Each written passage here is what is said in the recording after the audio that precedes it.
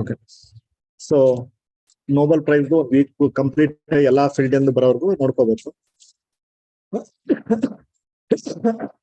ನಿನ್ನೆ medical field ಅಲ್ಲಿ ಇರೋದು ನೋಡಿದ್ವಿ, ಇವತ್ತು okay physics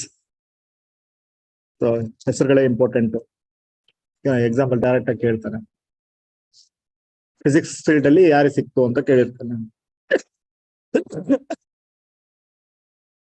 Peary Agostini, okay, Ferenc Krausz ಮತ್ತೆ Anne ಹಿಲರ್.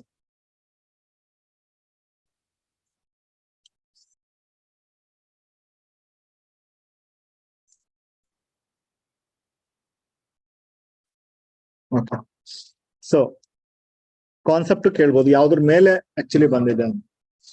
So that is Attosecond physics provides scientists with the ability to look at the minutest particles at the shortest time scale. Minutest ಅಂದ್ರೆ ಯಾವುದು? ಯಾವುದು minute particles ಅಂದ್ರೆ ಯಾವುದು? ಅಲ್ಲ, ಯಾವ್ದು ಆಟಮೇ last ಅಂದಿದ್ವಿ, ಅದ್ರ ಕೆಳಗಡೆಗೆ ಮತ್ತೆ ಸಬ್ ಅಟಾಮಿಕ್ ಪಾರ್ಟಿಕಲ್ಸ್ ಕರೆಕ್ಟಾ?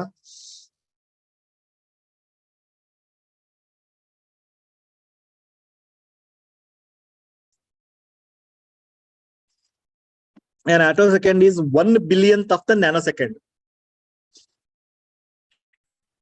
ಎಷ್ಟು ಸೊನ್ನೆ ಬರ್ತವೆ ಅಂತ ಲೆಕ್ಕ ಇದೆಯಾ? 1 ಸೆಕೆಂಡ್ ನಮ್ ಕೈಲಿ ಅರ್ಥ ಮಾಡ್ಕೊಳಕ್ ಕಷ್ಟ ಇದೆ. 1 ಸೆಕೆಂಡ್ ಅನ್ನಷ್ಟೇ 1 ಸೆಕೆಂಡ್ ಆಗೋಯ್ತು. ಆ 1 ಸೆಕೆಂಡ್ 1 ನ್ಯಾನೋ ಸೆಕೆಂಡ್ ಅಂದ್ರೆ ಎಷ್ಟು? 10⁻⁻⁹ ಅಂದ್ರೆ 1 ಮುಂದೆ 9 zeros ಹಾಕಿ ಅಷ್ಟು ಸ್ಪ್ಲಿಟ್ ಮಾಡಿದ್ರೆ ಅದ್ರ 1 ಬಿಲಿಯನ್.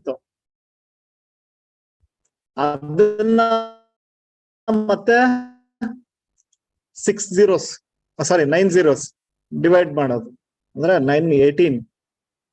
ಸೊ 1 ಮುಂದೆ 18 0 ಸ್ಮಾಲ್ ಆಗಿ ಡಿವೈಡ್ ಮಾಡಿ ಆ ಟೈಮ್ ಸ್ಕೇಲ್ ಅಲ್ಲೂ ಅಬ್ಸರ್ವ್ ಮಾಡಕ್ಕಾಗುತ್ತೆ ಅನ್ನೋದು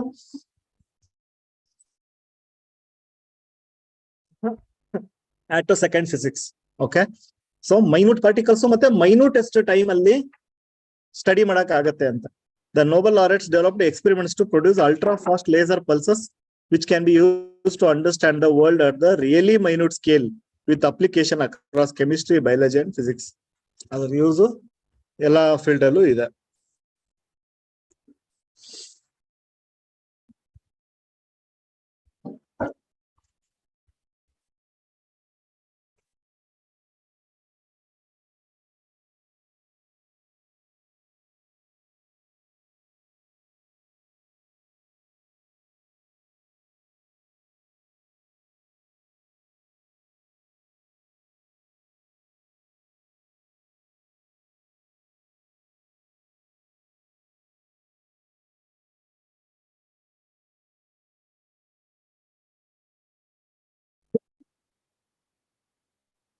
The trouble with Nobel for mRNA COVID vaccines. ಏನಿದೆ ಆರ್ಟಿಕಲ್ ಅಂದ್ರೆ ಯಾರು ಓದಿದಿರಾ? ಸೊ ನೋಬೆಲ್ ಪ್ರೈಸ್ ಏನೋ ಬಂತು, ನಿನ್ನೆ ನಾವು ನೋಡಿದ್ವಿ. ಯಾರು? ಕ್ಯಾಟಲಿನ್ ಕ್ಯಾರಿಕೋ ಮತ್ತೆ ಡ್ರೀವ್ ವೆಸ್ಮನ್ಗೆ, ರೈಟ್? ಸೊ ಅವರು ಡಿಸರ್ವ್ ಇದಾರೆ, ಅದ್ರ ಬಗ್ಗೆ ಕ್ವಶನ್ ಅಲ್ಲ ಇದೆ ಎತ್ಕೊಂಡಿರೋದು. ಆ ಪರ್ಸನ್ಸ್ ಗಳಿಗೆ ನೋಬೆಲ್ ಪ್ರೈಸ್ ಸಿಕ್ತು, ದಟ್ ಇಸ್ ಫೈನ್. ಮತ್ತೆ ಹ್ಯೂಮನ್ ಕೈಂಡ್ಗೆ ಗ್ರೇಟೆಸ್ಟ್ ಕಾಂಟ್ರಿಬ್ಯೂಷನ್ ಅನ್ನೋ ಪಾಯಿಂಟ್ ಅಲ್ಲಿ ಡೌಟ್ ಇಲ್ಲ ವ್ಯಾಕ್ಸಿನ್. ಮತ್ತೆ ಇವ್ರಿಗೆ ಟ್ರಬಲ್ ವಿತ್ ನೋಬೆಲ್ ಯಾವ ವಿಚಾರಕ್ಕೆ ಟ್ರಬಲ್ ಅಂತ ಹೇಳ್ತಿದ್ದಾರೆ. ಸೊ ಒಂದು ವ್ಯಾಲಿಡ್ ಪಾಯಿಂಟ್ ಎತ್ಕೊಡ್ತಾರೆ. ಯಾವುದೇ ರಿಸರ್ಚ್ ಆದ್ರೂ ಓಕೆ, ರಿಸರ್ಚ್ ಆದ್ಮೇಲೆ ಅವ್ರೇನ್ ಮಾಡ್ತಾರೆ, ಅದ್ರದ್ದು ಕಾಸ್ಟ್ ರಿಕವರಿಗೋಸ್ಕರ ವ್ಯಾಕ್ಸಿನ್ ಇರ್ಲಿ, ಟ್ಯಾಬ್ಲೆಟ್ಸ್ ಇರ್ಲಿ, ಸೊ ಪ್ರೈಸ್ ನ ಮಾರ್ಕೆಟ್ ಲೆವೆಲ್ ಪ್ರೈಸ್ ಬೇರೆ ಇರುತ್ತೆ. ಮ್ಯಾನುಫ್ಯಾಕ್ಚರಿಂಗ್ ಕಾಸ್ಟ್ಗೂ ಅದಕ್ಕೂ ಸಂಬಂಧ ಇರಲ್ಲ. ಇಲ್ಲಿ ರಿಸರ್ಚ್ ಬೇಸ್ ಮೇಲೆ ಪ್ರೈಸ್ ಡಿಸೈಡ್ ಆಗೋದು, ಕರೆಕ್ಟಾ? ಅಂದ್ರೆ ಅದು 25 ಪೈಸೆ ಮ್ಯಾನುಫ್ಯಾಕ್ಚರಿಂಗ್ ಕಾಸ್ಟ್ ಇರ್ಬೋದು, ಬಟ್ ಅದನ್ನ ಸೆಲ್ ಮಾಡೋದು 10 ಲಕ್ಷ 10,000 ಇರ್ಬೋದು, 10 ಲಕ್ಷನೂ ಇರ್ಬೋದು. ಬಟ್ ಇಲ್ಲಿ ಕ್ವಶನ್ ರೈಸ್ ಮಾಡ್ತಿರೋದೇನಂದ್ರೆ, ಬೇಸಿಕ್ ರಿಸರ್ಚ್ ಯಾವುದೇ ಫೀಲ್ಡ್ ಅಲ್ಲಿ ಆಗೋದು ಗವರ್ಮೆಂಟ್ ಫಂಡ್ ಇಂದ, ಅಂದ್ರೆ ಟ್ಯಾಕ್ಸ್ ಪೇಯರ್ ಮನಿಯಿಂದ. ಟ್ಯಾಕ್ಸ್ ಪೇಯರು ತಮ್ಮ ಮನಿಯನ್ನ ಕೊಟ್ಟು ಬೇಸಿಕ್ ರಿಸರ್ಚ್ ಅನ್ನ ಮಾಡಿಸ್ಕೊಂಡು, ಮತ್ತೆ ರಿಸರ್ಚ್ ಆದ್ಮೇಲೆ ಮತ್ತೆ ಅವರು ಪ್ರಾಫಿಟ್ ಮೋಟಿವ್ ಇಟ್ಕೊಂಡು ಮತ್ತೆ ಅದನ್ನ ಸೆಲ್ ಮಾಡ್ತಾರೆ, ಮತ್ತೆ ಇವರೇ ಪೇ ಮಾಡ್ಬೇಕು. ಸೊ ಡಬಲ್ ಸರಿ ಪೇ ಮಾಡ್ತಾರಲ್ವಾ. ಸೊ ಇಲ್ಲಿ ಆ ಪರ್ಸನ್ಸ್ ಬಗ್ಗೆ ಅವ್ರ ಪಾಯಿಂಟ್ ಔಟ್ ಮಾಡ್ತಾ ಇಲ್ಲ, ಅವರ ಕಾಂಟ್ರಿಬ್ಯೂಷನ್ ಇಂಡಿವಿಜುವಲ್ ಲೆವೆಲ್ ಅಲ್ಲಿ ಕಾಂಟ್ರಿಬ್ಯೂಷನ್ ಬಗ್ಗೆ ಮಾತಾಡ್ತಾ ಇಲ್ಲ. ಬಟ್ ಆ ಕಂಪನಿಗಳು ಯಾವ ರೀತಿ ಅಂದ್ರೆ ರಿಸರ್ಚ್ಗೂ ಗವರ್ಮೆಂಟ್ ದುಡ್ಡು ಮಾಡೋ ಪ್ರಾಫಿಟ್ ಮೋಟಿವ್ ಇಟ್ಕೊಂಡು ಸೇಲ್ ಮಾಡ್ತಾರಲ್ಲ, ಸೊ ಅದನ್ನ ಹೇಳ್ತಾ ಇದ್ದಾರೆ. ಸೊ ಈ ತರದ್ದು ಇದಕ್ಕೆ ನೋಬೆಲ್ ಕೊಡ್ಬೇಕಾ ಅನ್ನೋದು ಕ್ವಶನ್ ಪಾಯಿಂಟ್. ಅಂದ್ರೆ ಅಂತ ಕಂಪನಿಗಳ ರಿಸರ್ಚ್ ಮಾಡಿರುವಂತವ್ರಿಗೆ, ಸೊ ಅದನ್ನ ನಾವು ಸಪೋರ್ಟ್ ಮಾಡ್ದಂಗ ಆಗತ್ತಲ್ಲ ಅನ್ನೋ ಒಂದು ಪಾಯಿಂಟ್ ಅಲ್ಲಿ ಬರೀತಾರೆ. ಅದೊಂದ್ ಲೈನ್ ಅಷ್ಟೇ, ಜಾಸ್ತಿ ಇದ್ರಲ್ಲಿ ಏನೋ ಒಂದ್ ಇಡೀ ಆನ್ಸರ್ ಬೇಕಾಗಿರೋಷ್ಟು ಪಾಯಿಂಟ್ ಸಿಗ್ತವೆ ಅಂತ ಏನಿಲ್ಲ. ಆ ಥಾಟ್ ನ ಅರ್ಥ ಮಾಡ್ಕೊಳ್ಳಿ ಅಷ್ಟೇ. The prizes acknowledge work that has created benefits for all mankind. But if we had to be stricter about holding scientific accomplishment up to this standard, the subset of mRNA vaccine used during the COVID-19 pandemic may not meet it. ಅದನ್ನೇ ಹೇಳ್ತಾ ಇದ್ದಾರೆ. So ನಾವೇನಾದ್ರೂ ಒಂದು ದೊಡ್ಡ scientific accomplishment ಅಂತದಕ್ಕೆ ಕೊಡ್ಬೇಕು ಅಂತ ನಾವೇನಾದ್ರು ಇಟ್ಕೊಳ್ಳೋದಾದ್ರೆ, human kind ಒಂದು ದೊಡ್ಡ ಕಾಂಟ್ರಿಬ್ಯೂಷನ್ ಆದ್ರೆ ಇಲ್ಲೊಂದು ಬ್ಲಾಕ್ ಮಾರ್ಕ್ ಇದೆ ಅಂತ. ಸೊ ಈ mRNA ವ್ಯಾಕ್ಸಿನ್ಸ್ ಏನ್ ಯೂಸ್ ಮಾಡಿದ್ದಾರೆ, ಅರ್ಥ ಆಗ್ತಿದೆಯಲ್ಲ? ಸೊ ಅದು ಆ ಸ್ಟ್ಯಾಂಡರ್ಡ್ ನ ಮೀಟ್ ಮಾಡಲ್ಲ. ಆ ಸ್ಟ್ಯಾಂಡರ್ಡ್ ಅಂತಂದ್ರೆ ಕಂಪ್ಲೀಟ್ ಏನೋ ಫಿಲಾಂಥ್ರೋಪಿಕ್ ವರ್ಕ್ ಆಗಿ ಅದು ಹ್ಯೂಮನ್ ಕೈಂಡಿಗೆ ಕಾಂಟ್ರಿಬ್ಯೂಷನ್ ಅಂತ ತಗೊಳಕ್ಕೆ. ಸೊ ಅದನ್ನ ಕ್ಲಿಯರ್ ಆಗಿ ಹೇಳಿದ್ದಾರೆ. ಅವ್ರಿಬ್ರ ಬಗ್ಗೆ ಮಾತಾಡ್ತಾ ಇಲ್ಲ ನಾವು.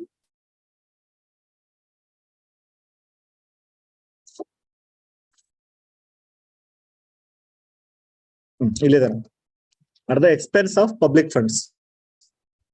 Much of the knowledge that underpins most new drugs and vaccines is unearthed at the expense of government and public fund. ಯಾವುದೇ ನೀವು ಬೇಸಿಕ್ ರಿಸರ್ಚ್ ಕಂಟಿನ್ಯೂ ಮಾಡಕ್ಕಿಂತ ಮುಂಚೆ ಬೇಸಿಕ್ ರಿಸರ್ಚ್ ಏನಾಗಿರುತ್ತೆ ಅದು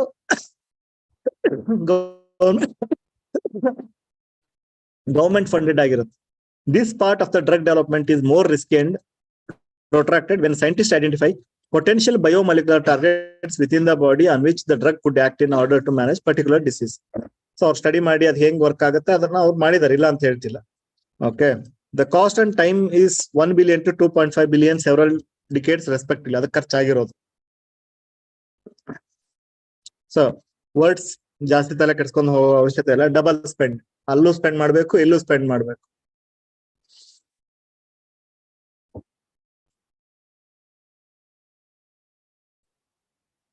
ಆಮೇಲೆ ಮತ್ತೊಂದು ನೆಗೆಟಿವ್ ಹೈಲೈಟ್ ಏನ್ ಮಾಡ್ತಾರಂದ್ರೆ, ಎಷ್ಟೊಂದು ಕಂಟ್ರಿಗಳು ಹೂ ಕೆನಾಟ್ ಅಫೋರ್ಡ್, ಅವ್ರಿಗೆ ವ್ಯಾಕ್ಸಿನ್ ಕೊಡೋಕ್ ಕೂಡ ಸಿಗ್ಲಿಲ್ಲ. ಆಯ್ತಾ, ಆಫ್ರಿಕನ್ ಕಂಟ್ರೀಸ್ ಗಳಿಗೆ.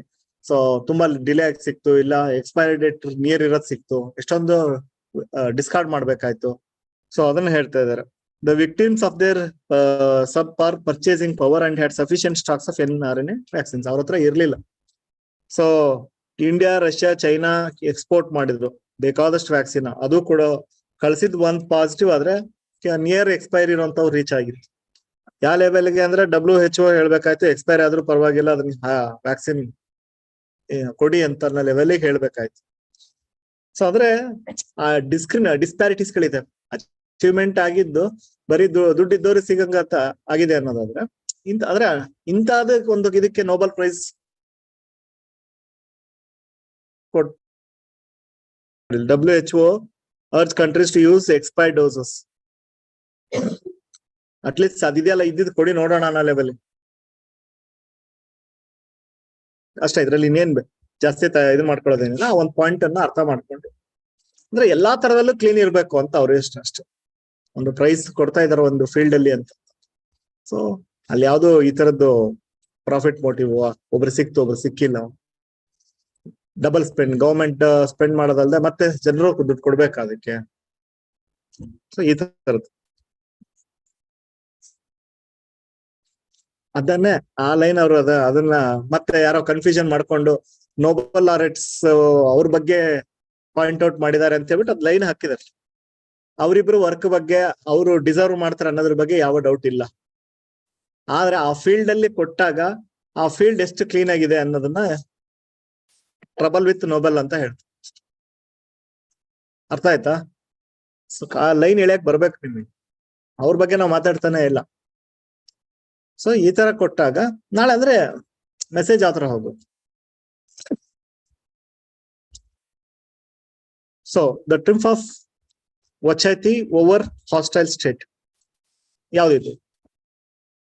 ಯೂಶಲಿ ಸ್ಟೇಟ್ ಅಂದ್ರೆ ನಾವು ರೆಸ್ಪಾನ್ಸಿಬಲ್ ಅಂತ ಟ್ರೀಟ್ ಮಾಡ್ತೀವಿ. ಸ್ಟೇಟ್ ಪೊಲೀಸ್ ಫೋರ್ಸ್ ಅಂತಂದ್ರೆ ನಮ್ಮನ್ನ ಕಾಪಾಡಕ್ ಇರೋರು ಅಂತ ನೋಡ್ತೀವಿ. ಮಿಲಿಟರಿ ಅಂದ್ರೆ ನಮ್ಮನ್ನ ಪ್ರೊಟೆಕ್ಟ್ ಮಾಡಕ್ ಇರೋರು ಅಂತ.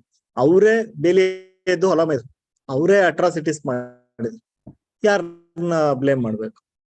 ಓಕೆ, ಸೊ ಟ್ರಿಂಫ್ ಆಫ್ ವಚಾತಿ ಏನಿದು? ಈ ವಿಲೇಜಸ್ ಅವ್ರು ಗೆಲುವು ಅಂತ ಹೇಳ್ತಿದ್ದಾರೆ. ಏನಕ್ಕೆ? ಸೊ ಅವ್ರ ಮೇಲೆ ಆದಂತ ಹ್ಯೂಮನ್ ರೈಟ್ ವೈಲೇಷನ್ಸ್ ಬೇರೆ ಯಾರಲ್ಲ, ಎಕ್ಸಿಸ್ಟಿಂಗ್ ಸ್ಟೇಟ್ ಫೋರ್ಸಸ್ ಗಳೇ ಮಾಡಿರೋದು. ಸೊ ಅವ್ರನ್ನ ಎಕ್ಸ್ಪ್ಲೈಟ್ ಮಾಡಿದ್ದಾರೆ, ರೇಪ್ ಮಾಡಿದ್ದಾರೆ, ಅವ್ರನ್ನ ಥ್ರೆಟನ್ ಮಾಡಿದ್ದಾರೆ. ಇದು ಬೇಕಾದಷ್ಟೇ arm forces special power act ಅಲ್ಲೂ ಹೇಳಿದೀನಿ. ಆತರ ಬೇಕಾದಷ್ಟಾಗಿದೆ. ವೀರಪ್ಪನ್ ಹಿಡಿಬೇಕಾದಾಗ ಸುತ್ತಮುತ್ತ ಬೇಕಾದಷ್ಟು ಎಕ್ಸ್ಪ್ಲೈಟೇಷನ್ ಆಗಿದೆ. ತುಂಬಾ ವರ್ಸ್ಟ್ ಅಂದ್ರೆ ವರ್ಸ್ಟ್ ಹ್ಯೂಮನ್ ರೈಟ್ ವೈಲೇಷನ್ಸ್ ಆಗಿದೆ. In the name of enquiry misuse ಮಾಡ್ಕೊಂಡಿರೋದು ಇದು. ಬರೀ ಆ ಕಡೆ ಅಷ್ಟೇ ಅಲ್ಲ, ಈ ಕಡೆ ಸೈಡು ಬೇಕಾದಷ್ಟು ವೈಲೇಷನ್ ಆಗಿದೆ. ಇದೆ ನೋಡಿ, ಏನು ಡಾಕ್ಯುಮೆಂಟರಿ ಇದೆ ನೆಟ್ಫ್ಲಿಕ್ಸ್ ಎಲ್ಲ ಅದ್ರಲ್ಲ. ಓಕೆ, ಹಾ, ಯಾವ ಲೆವೆಲ್ ಟಾರ್ಚರ್ ಆಗ್ತಾ ಇತ್ತು, ಯಾವ ಲೆವೆಲ್ಗೆ ಅವ್ರನ್ನ ಹ್ಯಾರಾಸ್ ಮಾಡ್ತಾ ಇತ್ತು.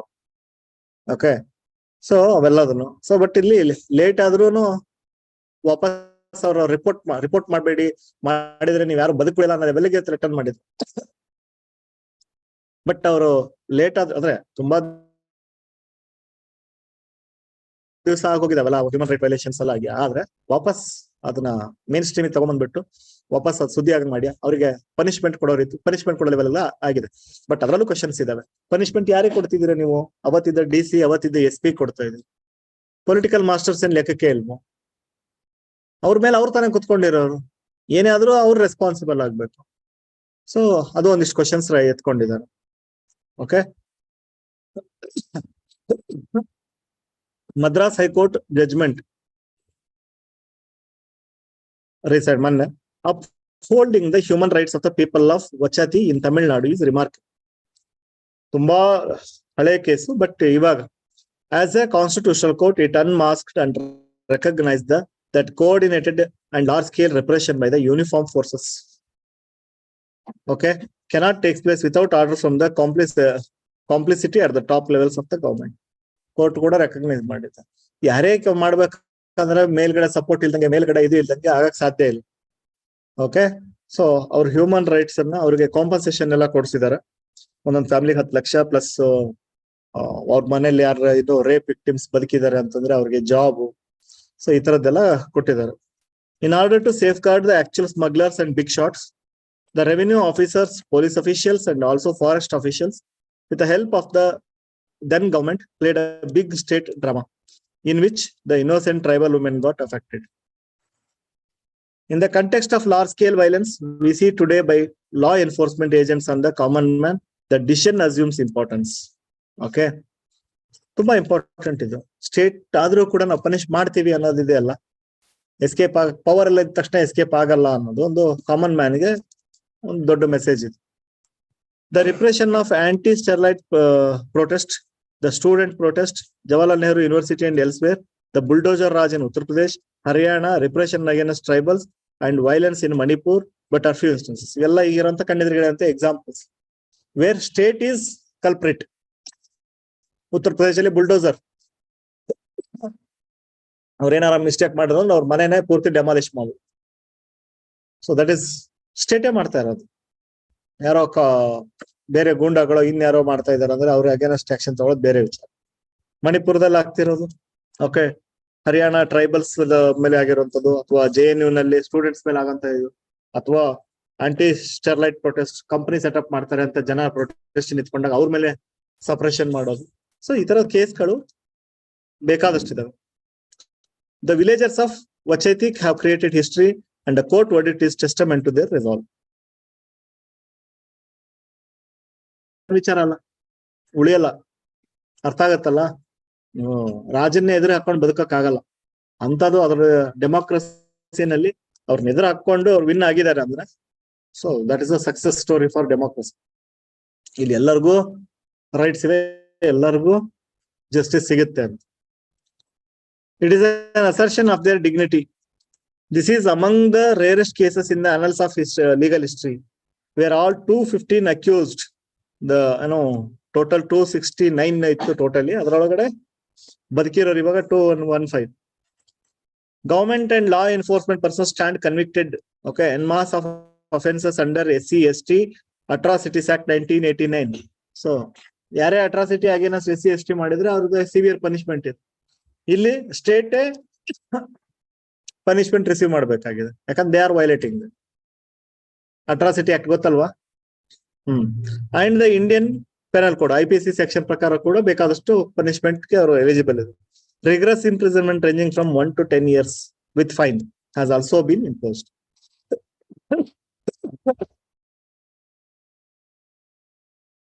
ಸೊ ಹಳೆ ಸ್ಟೋರಿ ಹೇಳ್ತಾ ಇದ್ರು ವಚೈತಿ ವಿಲೇಜ್ ಇಂದು, where Adivasis in Dharmapuri district, Tamil Nadu, 1992, about 300 uniformed officials unleashed violence on the villages on the pretext of unearthing smuggled sandalwood.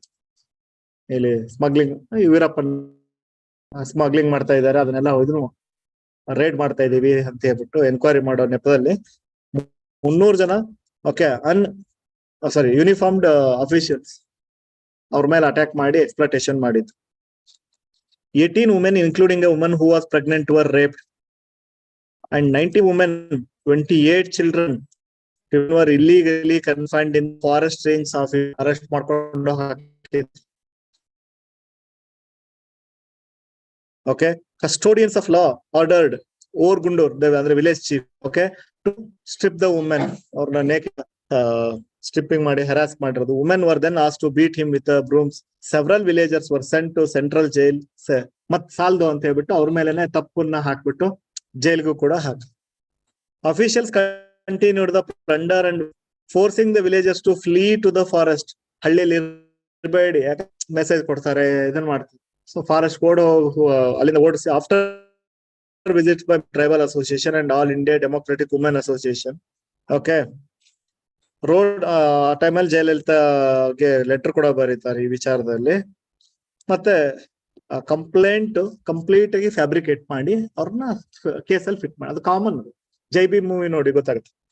JB movie ನೋಡಿದೀರಾ? So ಯಾವ ತರ ಏನೋ, ಯಾಕಂದ್ರೆ ವಾಯ್ಸ್ ಇಲ್ಲ, ಅವ್ರನ್ನ ಏನ್ ಮಾಡಿದ್ರು ನಡೆಯುತ್ತೆ ಅಂತ.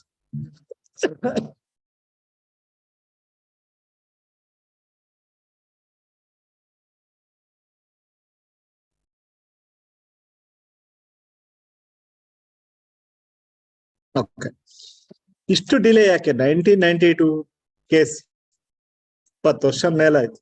ಓಕೆ, 30 ವರ್ಷ. ಸೊ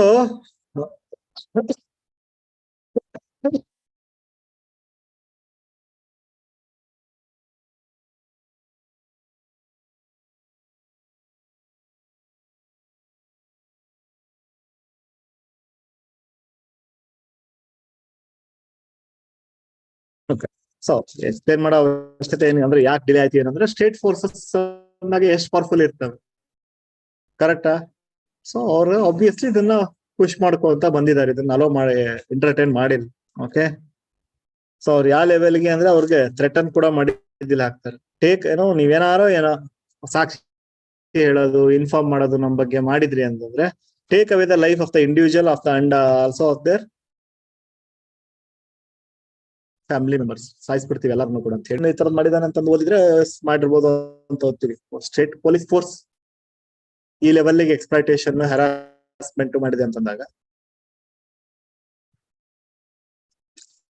ಸೊ ಇಲ್ಲಿ ಅದನ್ನೇ ಹೇಳ್ತಾರೆ. ಬರೀ ನೀವು DC SP ಅಷ್ಟೇ ಇದನ್ನ ಮಾಡಿದ್ರೆ ಹೆಂಗೆ, ಪೊಲಿಟಿಕಲಿ ಹೆಡ್ ಇದ್ದವರು ಕೂಡ ಅಷ್ಟೇ ರೆಸ್ಪಾನ್ಸಿಬಲ್. ಯಾಕಂದ್ರೆ ಅವ್ರ ಆರ್ಡರ್ಸ್ ಇಲ್ದಂಗೆ ಅವ್ರ ಇದು ಇಲ್ದಂಗೆ ಇವ್ರಲ್ಲಿ ಹೋಗಕ್ ಸಾಧ್ಯ ಇಲ್ಲ. ಅವ್ರು ಏನ್ ಮಾಡ್ತಿದ್ದಾರೆ ಏನ್ ಮಾಡ್ತಿಲ್ಲ ಅಂತ ತಿಳ್ಕೊಳ್ಳೋ ರೈಟ್ಸ್ ನಿಮ್ದು, ರೆಸ್ಪಾನ್ಸಿಬಿಲಿಟಿ ಅವ್ರ ತಲೆ ಮೇಲೂ ಇದೆ ಅಂತ. ಸೊ ಒಂದಿಷ್ಟು ನಿಮ್ಮ ಎಕ್ಸಾಮ್ಗೆ ಹೆಲ್ಪ್ ಆಗುವಂಥದ್ದು. ಇದು ಕತೆ ಎಷ್ಟೇ ಹೇಳಿದ್ರು ಒಂದ್ ಲೈನ್ ನಿಮ್ಗೆ ವಚೈತಿ ಅಂತ ಹೇಳ್ಬಿಟ್ಟು ಎಕ್ಸಾಂಪಲ್ ಆಗ್ತದೆ ಅಷ್ಟೆ. ಕರೆಕ್ಟ್ ತಾನೆ? ಆದ್ರೆ ಏನ್ ಹೇಳುತ್ತೆ ಇಂಟರ್ನ್ಯಾಷನಲ್ ಲಾಗಳು, ನಮ್ಮ ಲಾಗಳು ಏನ್ ಹೇಳುತ್ತೆ, ಸ್ಟೇಟ್ ಫೋರ್ಸಸ್ ಗಳೇ ತಪ್ಪು ಮಾಡಿದ್ರೆ ಯಾವ ತರ, ಅದು ನಿಮ್ ಎಕ್ಸಾಮ್ ಬೇಕು. ಏನು principle 24 of the UN basic principles, United nation basic principle on use of force and firearms by the law enforcement officials. ಒಂದ್ ವೇಳೆ ಲಾ ಅಂದ್ರೆ ಆಫೀಸರ್ಸ್ ಏನೇ ಫೋರ್ಸ್ ಮತ್ತೆ ಫೈರ್ ಆರ್ಮ್ಸ್ ವೆಪನ್ ಗಳನ್ನ ಯೂಸ್ ಮಾಡಿದ್ರೆ, law enforcement agents must adopt measures to ensure that superior officers are held responsible.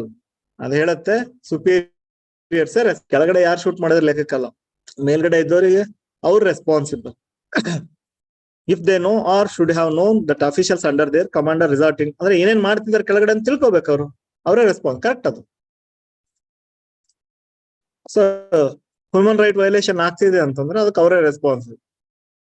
ಒಂದ್ ವೇಳೆ ಹಂಗ ಆದ್ಮೇಲೆ ಇಷ್ಟ ದಿವಸ ಆದ್ರೂ ಅವ್ರ ಮೇಲೆ ಏನೇ ಆಕ್ಷನ್ ತಗೊಂಡಿಲ್ಲ ಅಂದ್ರೆ ಮತ್ತೆ ತಪ್ಪೇ ಯಾರು ಮೇಲ್ನವ್ರದೇ ಇರುತ್ತೆ. So they are responsible. ಇದು United nation basic principles on use of fire arms ಮತ್ತೆ ಫೋರ್ಸ್. ಇನ್ನೊಂದು Inter American court of human rights in South America. Inter American court of human rights South America has established that factors relevant to fix the responsibility of superiors are knowledge of risk by the state officials and that of the existence of the real and immediate risk to life and physical integrity. ಅರ್ಥ ಆಗ್ತದೆ ಅಂದ್ರೆ ಅದು ಎಲ್ಲಾ ರೀತಿನ ಅವ್ರಿಗೆ ಗೊತ್ತಿರ್ಬೇಕು, ಅವರೇ responsible. Again ಅವರು ಕೂಡ ಸುಪೀರಿಯರ್ ಅವ್ರ ತಲೆ ಮೇಲೆ ಹಾಕ್ತಾರೆ. Next another important article 28 of the Rome statute. ನಿಮಗೆ ಇಂಟರ್ನ್ಯಾಷನಲ್ 2 ಕೋರ್ಟ್ಗಳಿದಾವೆ, ಒಂದು ಇಂಟರ್ನ್ಯಾಷನಲ್ ಕ್ರಿಮಿನಲ್ ಕೋರ್ಟ್ ಮತ್ತೊಂದು ಇಂಟರ್ನ್ಯಾಷನಲ್ ಕೋರ್ಟ್ ಆಫ್ ಜಸ್ಟಿಸ್. ಒಂದು ICJ ಮತ್ತೊಂದು ICC, international criminal court and international court of justice. International court of justice United nation under ಅಲ್ಲಿ ಬರುತ್ತೆ. International criminal court separate ಆಗಿ set up ಆಗಿದೆ ರೋಮ್ ಸ್ಟ್ಯಾಟ್ಯೂಟ್ ಅಂಡರ್ ಅಲ್ಲಿ. Okay, ಏನಾರು ದೊಡ್ಡ ದೊಡ್ಡ ಲೀಡರ್ಸ್ ಗಳು ತಪ್ಪು ಮಾಡಿದಾಗ ಅವ್ರನ್ನ ಪನಿಷ್ ಮಾಡಕ್ಕೆ ಇರುವಂತ ಇಂಟರ್ನ್ಯಾಷನಲ್ ಕೋರ್ಟ್. ಬಟ್ ಅನ್ಫಾರ್ಚುನೇಟ್ಲಿ ಯಾವ ಯುರೋಪಿಯನ್ ಲೀಡರ್ಸ್ಗೂ ಪನಿಷ್ಮೆಂಟ್ ಆಗಿಲ್ಲ. ಎಲ್ಲ ಆಗಿರೋದೆಲ್ಲ ಬರೀ ಆಫ್ರಿಕನ್ ಲೀಡರ್ಸ್ ಗಳಿಗೆ, ಬರೀ ಅವರಷ್ಟೇ ತಪ್ಪು ಮಾಡಿದಾರ. So article 28 of the Rome statute followed by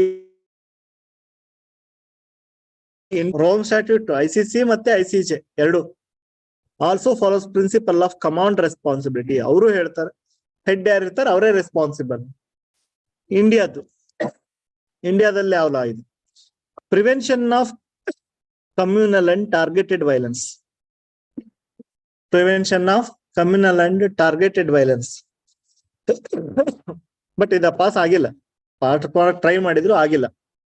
ಆಯ್ತಾ, ಆಕ್ಸೆಸ್ ಟು ಜಸ್ಟಿಸ್ ಅಂಡ್ ರಿಪರೇಷನ್ಸ್ ಅಂತ ಹೇಳ್ಬಿಟ್ಟು, ಬಟ್ ಅದು ಫೇಲ್ ಆಗಿದೆ. The criminal law, new criminal law bills introduce by central government as an exercise to decolonize old laws do not recognize the organized violence by state agents. ಈಗ ಹೊಸದಾಗಿ ಲಾ ಆಗ್ತಿದೆಯಲ್ಲಪ್ಪ criminal ಲಾ amendment ಗಳು, ಅದರಲ್ಲೂ ಕೂಡ ಈ ತರ organised violence by state ಅನ್ನ recognise ಮಾಡಿಲ್ಲ. State ಕೂಡ ತಪ್ಪು ಮಾಡಿ ಅವ್ರಿಗೆ ಏನ್ ಪನಿಷ್ಮೆಂಟ್ ಅದನ್ನ ಮಾಡಿಲ್ಲ, ಮಾಡ್ಬೇಕಾಗಿದೆ. ಮತ್ತೆ ಆ ತರದಕ್ಕೆ ರೆಮಿಡಿ ಏನು, ಸ್ಪೀಡಿ ರೆಮಿಡಿ ಏನು, ಅದ್ಯಾವುದು ಕೂಡ ಇಲ್ಲ ಅಲ್ಲಿ. State violence is a colony legacy and is anathema in a democratic. ಅದು ರಾಂಗ್, ಅದು ಅಂತಷ್ಟೇ ಬ್ಲಾಕ್ ಮಾರ್ಕ್ ಇದ್ದಂಗ ಅದು. ಸ್ಟೇಟ್ ವೈಲೆನ್ಸ್ ಅನ್ನೋದು ನೋಡ್ರಿ ತಪ್ಪು. ಅದ್ರೆ ಬೇಲಿ ಎದ್ದು ಹೊಲ ಮೇಯ್ದಂಗೆ ಅಂತ. ಬೇಲಿ ಇರೋದು ಯಾಕೆ? ಪ್ರೊಟೆಕ್ಟ್ ಮಾಡಕ್ಕೆ. ನಾವು ಗವರ್ಮೆಂಟ್ ಅಂದ್ರೆ ಪ್ರೊಟೆಕ್ಷನ್ ಅಂತ ಫೀಲ್ ಮಾಡಿ, ಪೊಲೀಸ್ ಅಂದ್ರೆ ಪ್ರೊಟೆಕ್ಷನ್ ಅಂತ ಫೀಲ್ ಮಾಡ್ಬೇಕು. ಪೊಲೀಸ್ ಈ ತರ ತಪ್ಪು ಮಾಡಿದ್ರೆ ಯಾರ ಹತ್ರ ಇದನ್ನ ಮಾಡೋಣ? ಜಸ್ಟಿಸ್ ಸಿಕ್ಕಲ್ಲ, ಬಹಳ ಕಷ್ಟ. ಮೀಡಿಯಾದ ಬೇರೆಯವ್ರು ತಪ್ಪು ಮಾಡಿದ್ರೆ ಮೀಡಿಯಾದವ್ರು ತೋರಿಸ್ತಾರೆ. ಮೀಡಿಯಾದವರೇ ನಮ್ಮನ್ನ ಎಕ್ಸ್ಪ್ಲಾಯ್ಟ್ ಮಾಡಿದ್ರೆ, ಮೀಡಿಯಾದವರೇ ನಮ್ಮನ್ನ ಹೆರಾಸ್ ಮಾಡಿದ್ರೆ ಯಾರು ತೋರಿಸೋರು? ಸೊ ಅದೇ ಬಹಳ ಡೇಂಜರಸ್. ಓಕೆ, ಅದಕ್ಕೆ ಹೇಳ್ತಾರೆ, if a journalist is sold out is equivalent to 1,000 terrorists. ಬಹಳ ಡ್ಯಾಮೇಜಿಂಗ್.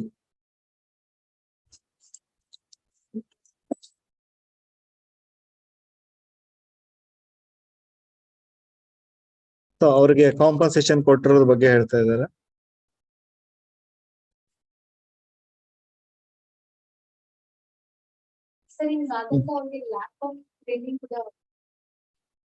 ಹೌದು,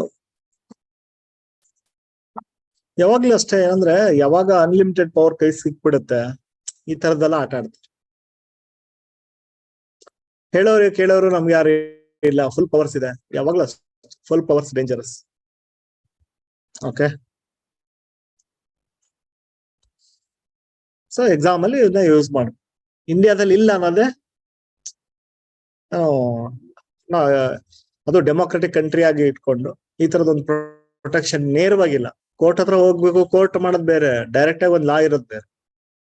ಅರ್ಥ ಆಯ್ತಾ? ಕೋರ್ಟ್ ಜಸ್ಟಿಸ್ 30 ವರ್ಷ ಆದ್ಮೇಲೆ ಅಲ್ಲ ರೀ, ಅವತ್ತು ರೇಪ್ ಆಗಿ ಅವತ್ತು ಒದ್ದಾಡಿ ಸತ್ತು ಹೋಗಿದ್ದಾರೆ. 30 ವರ್ಷ ಆದ್ಮೇಲೆ ಇವತ್ತು ಜಸ್ಟಿಸ್ ಸಿಕ್ಕಿದೆ. But still at least state against ಅನ್ನೋದು ಬಹಳ ದೊಡ್ಡ ವಿಚಾರ.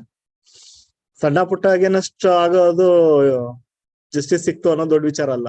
ಸ್ಟೇಟ್ ಅಗೇನಷ್ಟೇ ಜಸ್ಟಿಸ್ ಸಿಕ್ಕಿದೆ ಅಂದ್ರೆ ಬಿಗ್ ಮ್ಯಾಟರ್. ಸರ್ ಅಲ್ಲೆಲ್ಲ 30 ವರ್ಷ ಎಷ್ಟು ಜನ ಸತ್ತಿದಾರ ಬದುಕಿದಾರ ಸರಿ, ಆದ್ರೆ ಒಂದು ರೆಕಾರ್ಡ್ ಆಯ್ತಾ ಇವತ್ತು? ಸೊ ನೆಕ್ಸ್ಟ್ ಈ ತರದ್ದು ಇನ್ಸಿಡೆಂಟ್ ಆದಾಗ ಒಂದು ಫಿಯರ್ ಇರುತ್ತೆ ಆಫೀಸರ್ಸು ಅವ್ರಿಗೆಲ್ಲ, ನಾವೇನ್ ತಪ್ಪು ಮಾಡಿದ್ರು ನಡೆಯುತ್ತೆ ಅಂತ ಅಲ್ಲ.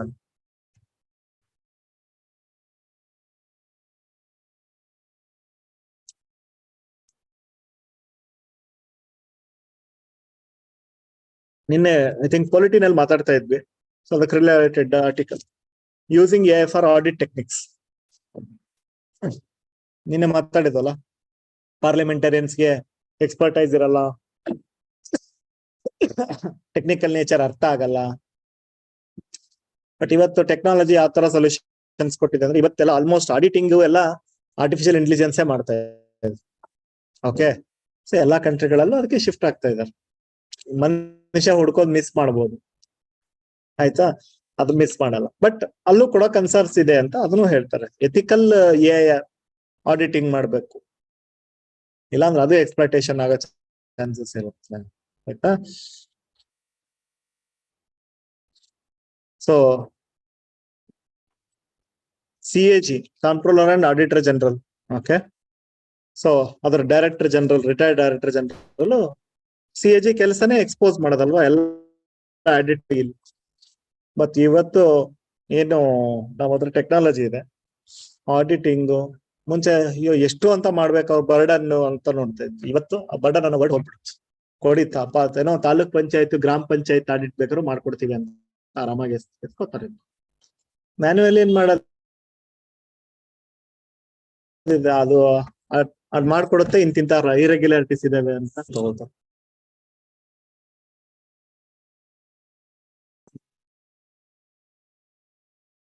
So presently Girish Chandra Murmu is the CAG.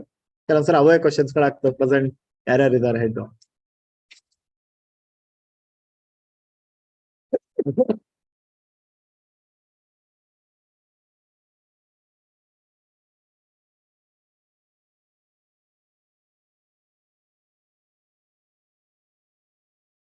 Auditing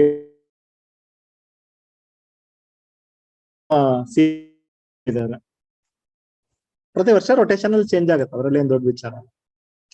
want that absolute dependence on AI for auditing purpose may lead to inaccurate findings. ಪೂರ್ತಿ ಅದ್ರ ಮೇಲೆ ಡಿಪೆಂಡ್ ಆಗ್ಬಿಟ್ರೆ ಇನ್ಅಕ್ಯುರೇಟ್ ಫೈಂಡಿಂಗ್ಸ್ ಆಗಬಹುದು, ಹುಷಾರು. And emphasise ethics as the cornerstone for responsible AI.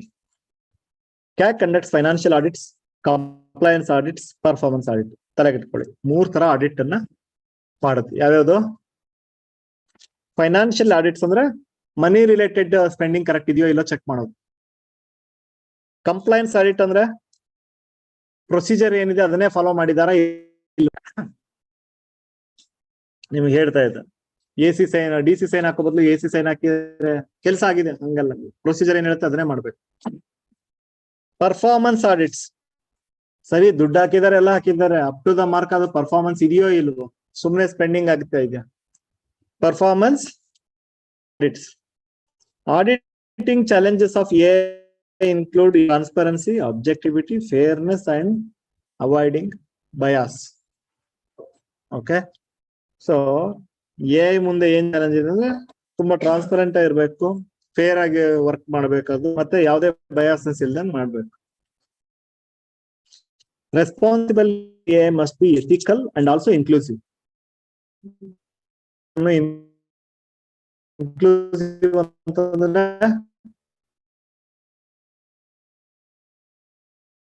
ಯಾವ್ದನ್ನು ಬಿಡಬಾರ್ದು.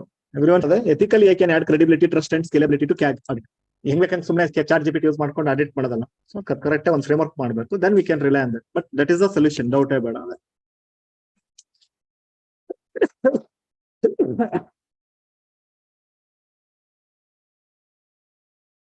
So ಹೇಗೆ ಏನ್ ಕರ್ಕೊಂಡು ಹೋಗ್ತಾರ?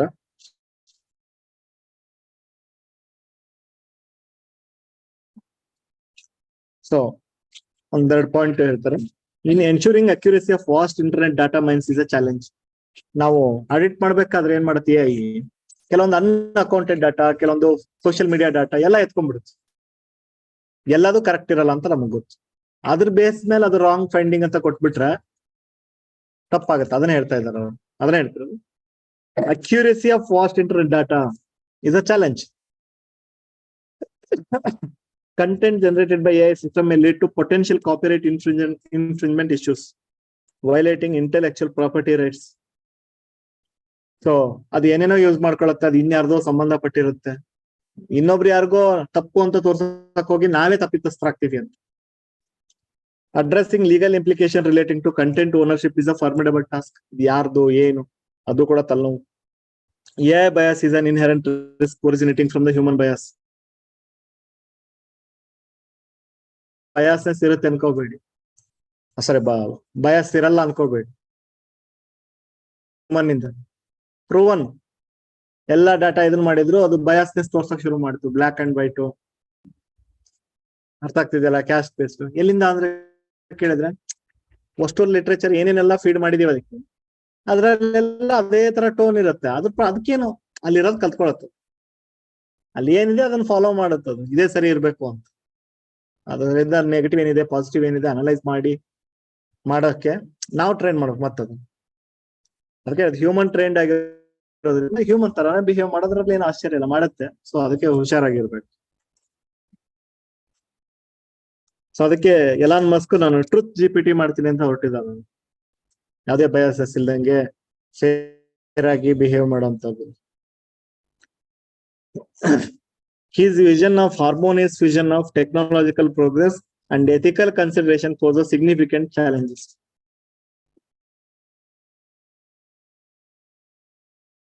Next, ಈ ಸೇಫ್ಟಿಗೋಸ್ಕರ ಅಂದ್ರೆ ಈ ಬಯಾಸ್ನೆಸ್ ಇಲ್ದಂಗ್ ಮಾಡ್ಬೇಕು ಅಂತ ಎಲ್ಲಾ ಕಂಟ್ರಿಗಳು ಎಫರ್ಟ್ ಆಗ್ತಿದ್ದಾರೆ. ಅದರಲ್ಲಿ ಎಕ್ಸಾಂಪಲ್ಸ್ ಗಳು ನಿಮ್ಗೆ ಬೇಕು. So UK PM Rishi Sunak said that he wants to make UK the geographical home for AI safety regulation. So ಇಲ್ಲೇನಂದ್ರೆ AI ಸೇಫ್ಟಿ ಅಂದ್ರೆ ಕಲ್ತ್ಕೊಳ್ಳಿ UK ಇಂದ ಅನ್ನಂಗ್ ಆಗ್ಬೇಕು, ಆತರ ಮಾಡ್ತೀವಿ ಅಂತ ಅವ್ರು ಹೊರಟಿದ್ದಾರೆ. And European union make appropriate legislation regarding AI. India ಇದರಿಂದ ಕಲ್ತ್ಕೋಬೇಕಾಗಿದೆ. ಅವತ್ತು ಮಾತಾಡಿದ್ವಿ, ಸುಮ್ನೆ ವೆಸ್ಟರ್ನ್ ಕಾಪಿ ಮಾಡೋದಲ್ಲ, ನಮ್ಮ ಕಲ್ಚರ್ಗೆ ಸಂಬಂಧಪಟ್ಟಂಗೆ ಕೆಲವೊಂದಿಷ್ಟು ಇಲ್ಲ ನಾಟ್ ಎಲ್ಲವನ್ನು ನೋಡಿ AI ರೆಗ್ಯುಲೇಷನ್ ಮಾಡ್ಬೇಕು. ಅಲ್ಲಿದನ್ನ ಸುಮ್ನೆ ಕಾಪಿ ಪೇಸ್ಟ್ ಮಾಡಿದ್ರೆ ಆಗಲ್ಲ ಅಂತ.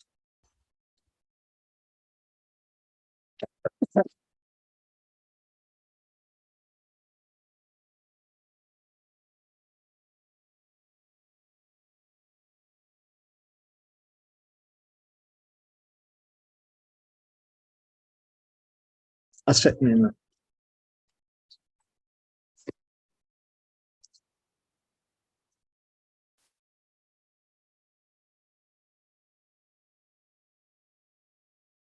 Suspended Lok Sabha MP count nearly doubles during NDA terms. So ನಿಮ್ಗೆ ಎಕ್ಸಾಂಪಲ್ ಆನ್ಸರ್ ಬರ್ದ್ ಬಿಡ್ತೀರಾ, ಕ್ಲಾಸ್ ಅಲ್ಲಿ ಕೇಳಿಸ್ಕೊಂಡಿರ್ತೀರಾ, ಹ್ಯಾಂಡ್ ಔಟ್ ಇರುತ್ತೆ. ಈ ಎಕ್ಸಾಂಪಲ್ಸ್ಗೆನೆ ನಿಮ್ಗೆ ಮಾರ್ಕ್ಸ್ ಸಿಗೋದು. ಯಾವ್ದ್ರ ಬಗ್ಗೆ ಹೇಳಿ? ಯಾವ್ದೋ ಒಂದು ಕ್ವಶನ್ ಬರುತ್ತೆ, quality of the discussion in the Lok Sabha, quality of the parliamentarians ಬೇಕಲ್ವಾ? ಅವ್ರು ಚೆನ್ನಾಗಿದ್ರೆ ಒಳ್ಳೆ ಡಿಸ್ಕಷನ್ ಆಗುತ್ತೆ, ಒಳ್ಳೆ ರಿಸಲ್ಟ್ ಬರುತ್ತೆ. So suspended Lok Sabha MP double ಆಗಿದೆ ಅಂದ್ರೆ ಅರ್ಥ ಏನು? ಮಿಸ್ಟೇಕ್ ಮಾಡೋದು ಜಾಸ್ತಿ ಆಗಿದ್ದಾರೆ.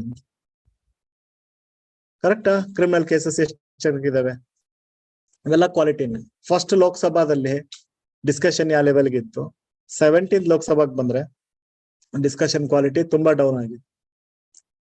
ಮತ್ತೆ ಏನೋ ಕ್ರಿಮಿನಲ್ ಬ್ಯಾಕ್ ಗ್ರೌಂಡ್ ಇರೋರು ಜಾಸ್ತಿ ಆಗಿದೆ, ಗಿಲೋಟಿನ್ ಜಾಸ್ತಿ ಆಗಿದೆ. ಸರ್ ಎಲ್ಲ ಹಂಗಾರೆ ಡಿಟೋರೇಟಿಂಗ್ ನನಗೆ ಕೇಳಿದ್ರೆ ಸಡನ್ ಯೂಟರ್ನ್ ಆಗುತ್ತೆ because of technology. Sudden U-turn ಆಗುತ್ತೆ. ಅರ್ಥ ಆಗತ್ತಾ? ನೀವೇನ್ ಈಗ ಟಾಸ್ಕ್ ಹ್ಯಾಂಡಲ್ ಮಾಡ್ತಾ ಇದೀವಿ ಅಂದ್ರೆ ಸರ್ ಒಂದು 200 hours ಡಿಸ್ಕಷನ್, 400 hours ಡಿಸ್ಕಷನ್, ಅದನ್ನ 1000 times ರೈಸ್ ಮಾಡಬಹುದು. ಸರ್ ಏನ್ ಸರ್ 1000 times ಹೆಂಗಾಗತ್ತೆ? I mean equivalent with technology. ಪ್ರತಿ ಬಿಲ್ಲನ್ನು ಅನಲೈಸ್ ಮಾಡ್ಕೊಡುತ್ತೆ AI. ನೀವೇನ್ ಕಷ್ಟಪಟ್ಟು ತಿಂಗಳಗಟ್ಲೆ ಟೈಮ್ ಕೊಟ್ಟು, ಕರೆಕ್ಟಾ? ಒಂದ್ 3-4 weeks ಗ್ಯಾಪ್ ಕೊಡ್ತಾರ, ಈ ಬಿಲ್ ಅನಲೈಸ್ ಮಾಡಿ ಅಂತ ಹೇಳ್ಬಿಟ್ಟು ಕಮಿಟಿಗೂ ಹ್ಯಾಂಡ್ ಓವರ್ ಮಾಡ್ತಾರೆ. ಅವ್ರ ಎಕ್ಸ್ಪರ್ಟ್ ಅನಲೈಸ್ ಮಾಡಿ ಹೌಸ್ ಮುಂದೆ ಇಡ್ತಾರೆ. ಇನ್ಮೇಲೆ ಎಲ್ಲ ಡೈನಾಮಿಕ್ ಆಗುತ್ತೆ. ನೀವು ಕಷ್ಟಪಟ್ಟು ಅಷ್ಟು ದೂರ ಇಲ್ಲ. ಬೆಳಗ್ಗೆ 11 ಗಂಟೆಗೆ ಟೇಬಲ್ ಮಾಡ್ತಾರೆ, 12 ಗಂಟೆಗೆ ಟೇಬಲ್ ರಿಪೋರ್ಟ್ ರೆಡಿ ಇಟ್ಟಿರ್ತದ. ತಗೊಳ್ಳಿ, ಏನ್ ಡಿಸ್ಕಷನ್, ನೆಗೆಟಿವ್ಸ್ ಏನಿದೆ, ಪಾಸಿಟಿವ್ಸ್ ಏನಿದೆ, ಅರ್ಥ ಆಗ್ತಿದೆಯಲ್ಲ? ಹೋಲ್ ವರ್ಲ್ಡ್ ಅಲ್ಲಿ ಈ ತರ ಎಕ್ಸಾಂಪಲ್ ಎಲ್ಲೆಲ್ಲಿದಾವೆ, ಎಲ್ಲಾ ಪಾಯಿಂಟ್ಸ್ ಎಲ್ಲ ಇಂಡಿವಿಜುವಲ್ ಲೆವೆಲ್. ಸೊ ಅದೆಷ್ಟು ಡಿಬೇಟ್ ಮಾಡ್ತಿರೋ ಮಾಡ್ಕೊಳ್ಳಿ. ಸೊ ಹಾಳಾಗ್ತಿದೆ ಅಂತ ಬರೀರಿ. ಯಾವಾಗ್ಲೂ ಪಾಸಿಟಿವ್ ಹೋಪ್ ಇದಾವಲ್ಲ, ನಿಮ್ಮನ್ನ ಮೇಲೆ ಕರ್ಕೊಂಡು ಹೋಗೋದು.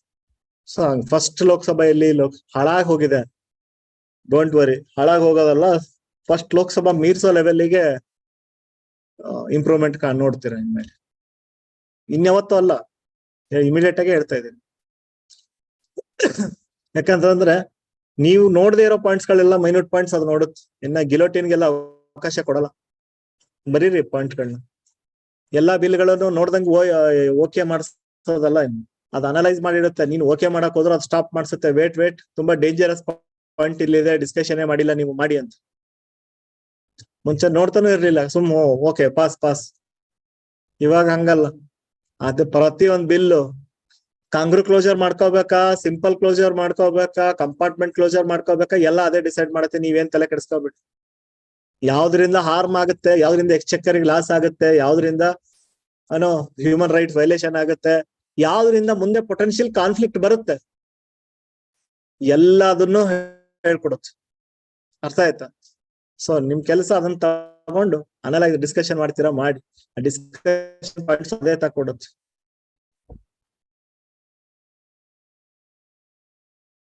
ಆ ಲೆವೆಲ್ಗೆ ಚೇಂಜ್ ಇಮಿಡಿಯೇಟ್ ಆಗುತ್ತೆ. ಕ್ವಾಲಿಟಿ ಮತ್ತೆಲ್ಲಿಗೋ ರೈಸ್ ಆಗುತ್ತೆ. ಇಮ್ಯಾಜಿನ್ ಮಾಡದೇ ಇರೋ ಲೆವೆಲ್ ರೈಸ್ ಆಗುತ್ತೆ. ಯಾವ ಬಿಲ್ಲು, ಬರೀ ಈಗಿರೋ ಬಿಲ್ಲೇ ಹೆವಿ ಆಗಿದೆ, ನಮಗೆ ವರ್ಕ್ ಲೋಡ್ ಅನ್ನಂಗಿಲ್ಲ. ಇಂಥವ್ ಇನ್ನೂ 1000 ತಗೊಂಡ್ಬನ್ನಿ ಮಾಡಾಕ್ತಿವಿ ಅನ್ನೋಷ್ಟು ಕೆಪಾಸಿಟಿ ಬರುತ್ತೆ. ಓಕೆ, ಸೊ ಎನಿವೆ ಇಲ್ಲಿ ನೋಡಿ, ಟೈಮ್ ಲೈನ್ ಕೊಟ್ಕೊಂತ ಬಂದಿದ್ದಾರೆ. ಕಾಣಿಸ್ತಾ ಇದೆಯಾ?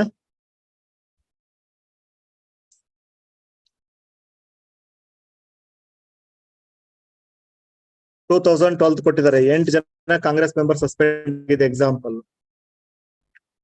ತೆಲಂಗಾಣ ಕ್ರಿಯೇಟ್ ಮಾಡ್ತಿರೋದನ್ನ ಫೋರ್ಸ್ ಅಗೇನಸ್ಟ್ ಕೂಗಾಡಿ ಸಸ್ಪೆಂಡ್ ಆದವರು. ಅದೇ ತರ ಇದ್ಯಾ ವಿಚಾರಕ್ಕೆ ಹೌಸ್ ಒಳಗಡೆಗೆ ಪ್ಲಕಾರ್ಡ್ಸ್ ಅವೆಲ್ಲ ತಗೊಂಡೋಗಿ ಕೂಗಾಟ ಮಾಡಿ ಅದಕ್ಕೆ ಸಸ್ಪೆಂಡ್ ಆದವರು 25 ಜನ.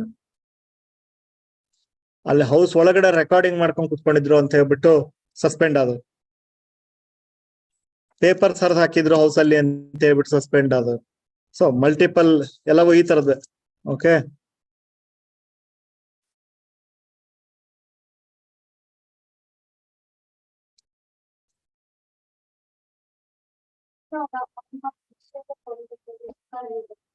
ನೋಡಿ ಅಲ್ವಾ ಈಗ ಮೊನ್ನೆ ರಾಹುಲ್ ಗಾಂಧಿ ಆಗಿದ್ದು, ಅದ್ ಇಟ್ಕೊಂಡೆ ಇಲ್ಲಿ ಟೋಟಲ್ ಆಗಿ ಹೇಳ್ತಾ ಬರ್ತಾರೆ ಎಷ್ಟು ಜನ ಸಸ್ಪೆಂಡ್ ಆಗಿದ್ರು.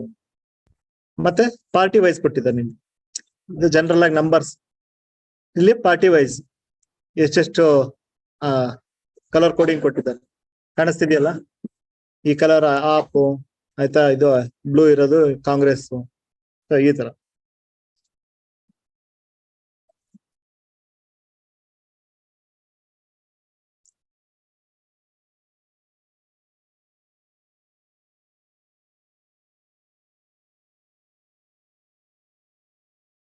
ಓಕೆ ಜಸ್ಟ್ ಆದ್ರೆ ಅಷ್ಟೇ ಯೂಸ್ ಮಾಡ್ಕೊಳ್ತಾರೆ ಆನ್ಸರ್ ಅಲ್ಲಿ.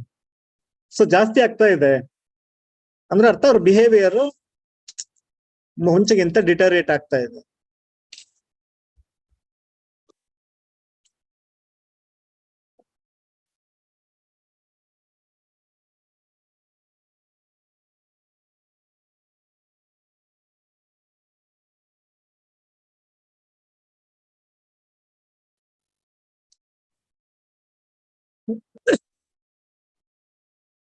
Williams question.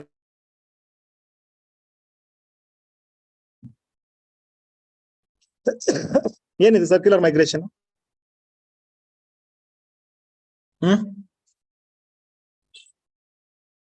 ಯಾರು ಹೇಳ್ತೀರಾ?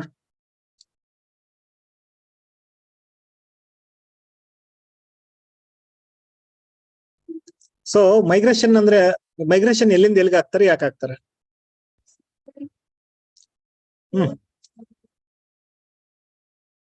ಎರಡು ಟಾಪ್ ರೀಸನ್ಸ್ ಹೇಳಿ. ಎಂಪ್ಲಾಯ್ಮೆಂಟ್ ಆಪರ್ಚುನಿಟಿಗೋಸ್ಕರ, ಮತ್ತೆ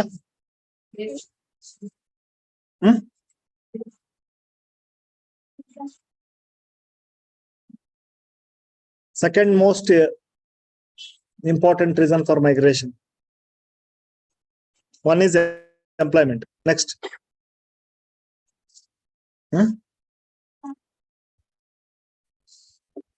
ನಾನೇ ಎಲ್ಲವೂ ಕರೆಕ್ಟೇ, ಆದ್ರೆ ತುಂಬಾ ಇಂಪಾರ್ಟೆಂಟ್ ಇರುತ್ತೆ.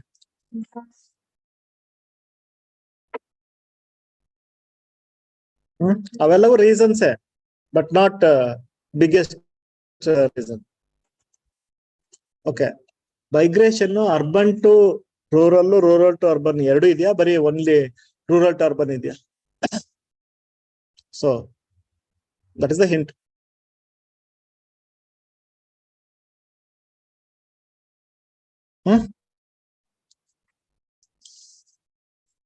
ಏನಪ್ಪ?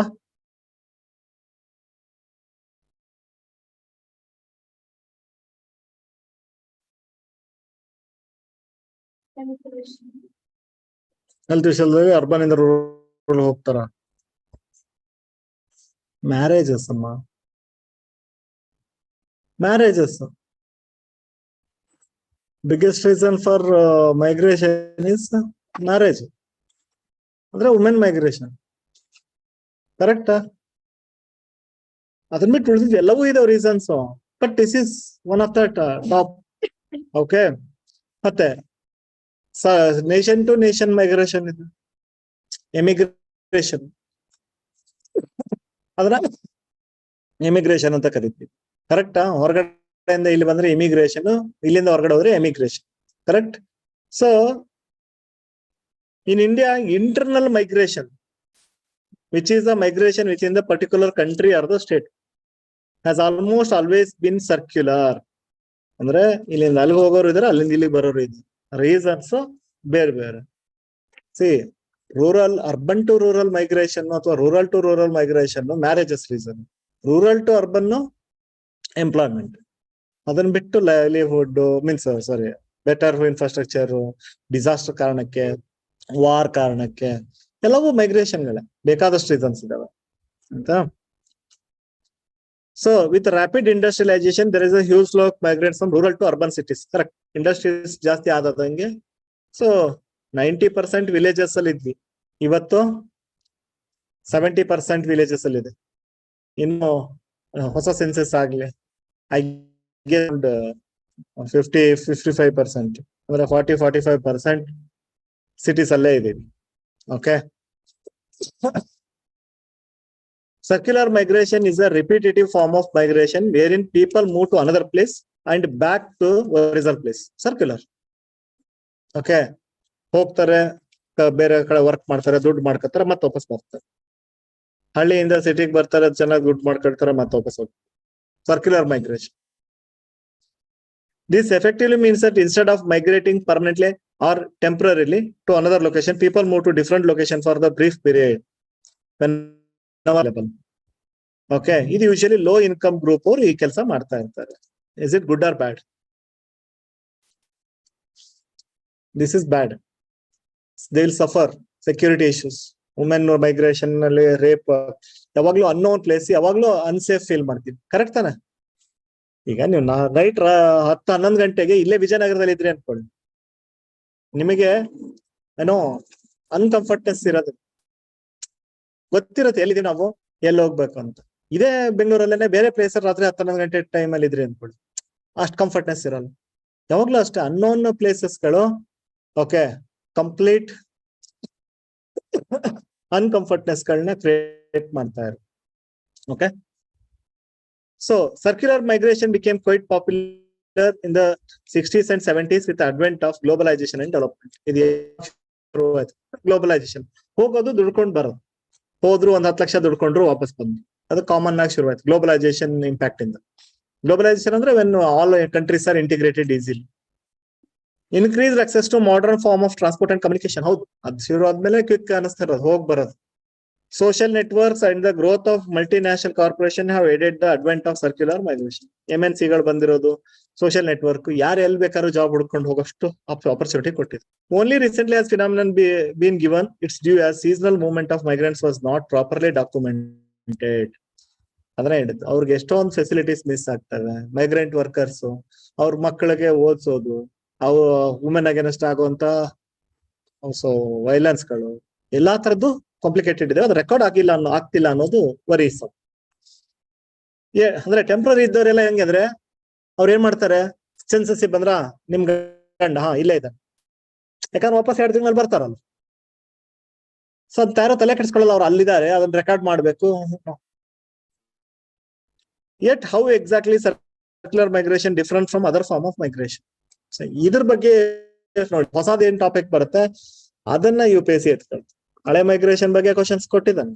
ಸೊ ಇದ್ರದ್ದೇನ್ ಹೊಸ ಚಾಲೆಂಜಸ್, ಈಗ ಆದ್ರೆ ಚಾಲೆಂಜಸ್. ಸೊ ಡೆಫಿನೇಷನ್ ಕೊಟ್ಟಿದ್ದಾನೆ. There is a temporary residence in the destination location. There is a possibility of multiple entries in the destination country.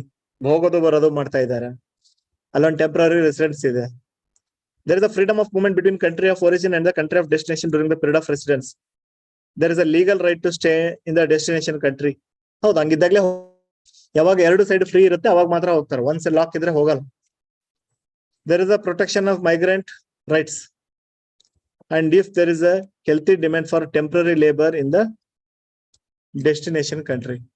So ಅಲ್ಲೇ ಆಪರ್ಚುನಿಟೀಸ್ ಚೆನ್ನಾಗಿದ್ದಾವೆ. ಸೊ ಇಂಥ ಕೇಸ್ಗಳಲ್ಲಿ ಸರ್ಕ್ಯುಲರ್ ನೋಡಿ, ಲಾ ಮ್ಯಾಟರ್ ಆಯ್ತು. 2 ಕಂಟ್ರಿ ಫ್ರೀ ಇರ್ಬೇಕು, ಈಸಿಯಾಗಿ ಬರಕ್ ಹೋಗ್ಬೇಕು. ಒಂದ್ಸರಿ ಹೋದ್ರೆ ಮತ್ ಬರಂಗಿಲ್ಲ, ಚೂಸ್ ಮಾಡಲ್ಲ. ಮತ್ತೆ ಅಲ್ಲಿ ಆಪರ್ಚುನಿಟೀಸ್ ಇರ್ಬೇಕು, ಆಬ್ವಿಯಸ್ಲಿ ಆಪರ್ಚುನಿಟಿ ಇದ್ದಾಗಲೇ ಹೋಗೋದು. How many times does a migrant have to move between countries to be called a circular migrant? ಇದು ಕ್ವಶನ್. ಡೆಫಿನೇಷನ್ ಹೊಸ ಪ್ರಾಬ್ಲಮ್ ಗಳಿಗೆ ಆಬ್ವಿಯಸ್ಲಿ ಡಿಫೈನ್ ಮಾಡೋದೇ ತಲ್ಲ ನಾವು. ಸರ್ ಅವ್ನು 2 ಸರಿ ಬಂದಾನೆ ಸರ್ಕ್ಯುಲರ್ ಮೈಗ್ರೆಂಟ್ ಅನ್ನೋನು, ಏನೋ ಅವ್ನ ಟೂರ್ ಹೋಗಿದ್ದ ಅನ್ನೋಣ. ಸೊ ಎಷ್ಟ್ ಸರಿ ಹೋದ್ರೆ ಸರ್ಕ್ಯುಲರ್ ಮೈಗ್ರೇಷನ್ ಅಂತ ಕೌಂಟ್ ಮಾಡೋದು. Next, United nation economic commission for Europe task force. Okay, ಅವ್ರು ಹೇಳೋ ಪ್ರಕಾರ 2 ಲೂಪ್ಸ್ ಇದ್ರೆ ಅವ್ರನ್ನ ಸರ್ಕ್ಯುಲರ್ ಮೈಗ್ರೆಂಟ್ಸ್ ಅಂತ ಕರೆಯೋಣ ಅಂತ. 2 ಲೂಪ್ಸ್ ಅಂದ್ರೆ 2 ಸರಿ ಹೋಗ್ ಬರೋದು. ಸೊ ಅದೇ, if you move from A to B and back to A, then you are return migrant. If you had some work you finished and now you are back. If you move from A to B and then again B to ಮತ್ತೆ ವಾಪಸ್ A, 2 round ಹೋಗ್ ಬಂದ್ರೆ circular migrants. ಒಂದ್ಸರಿ ಹೋಗ್ ಬಂದ್ರೆ return migrant ಅಷ್ಟು, 2 ಸರಿ ಆದ್ರೆ ಸರ್ಕ್ಯುಲರ್ ಮೈಗ್ರೆಂಟ್ ಅಂತ.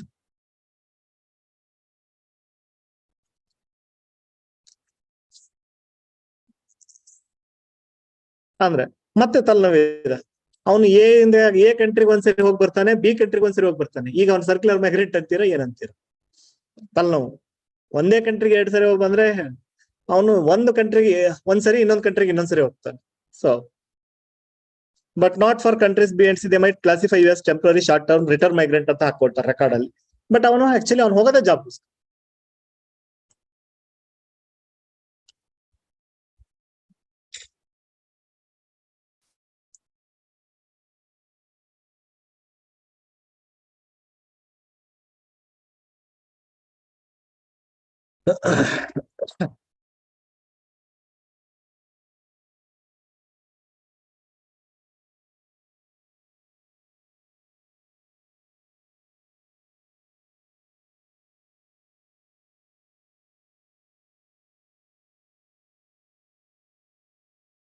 ಓಕೆ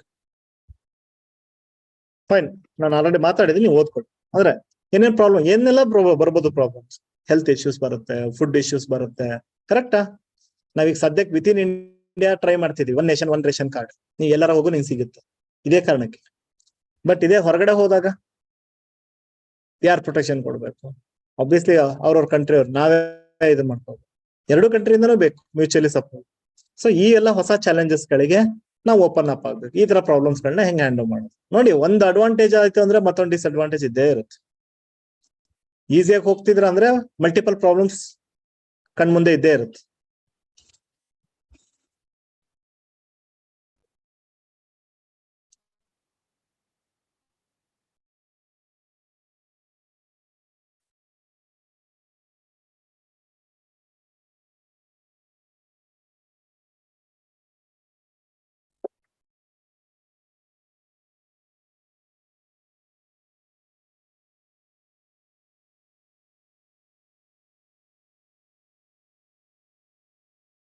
ಇಲ್ಲ ಅದೇ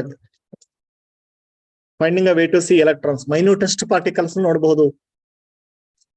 ಮತ್ತು ಕಡಿಮೆ ಟೈಮ್ ಅಲ್ಲಿ ಕಂಡ್ರು ಅಷ್ಟನ್ನೇ ಕ್ಯಾಪ್ಚರ್ ಮಾಡೋ ಕೆಪಾಸಿಟಿ ಇದೆ. ಅದ್ರ ಬಗ್ಗೆನೇ ಕೊಟ್ಟಿದ್ದಾನೆ, ಓದಿ ಅದನ್ನು.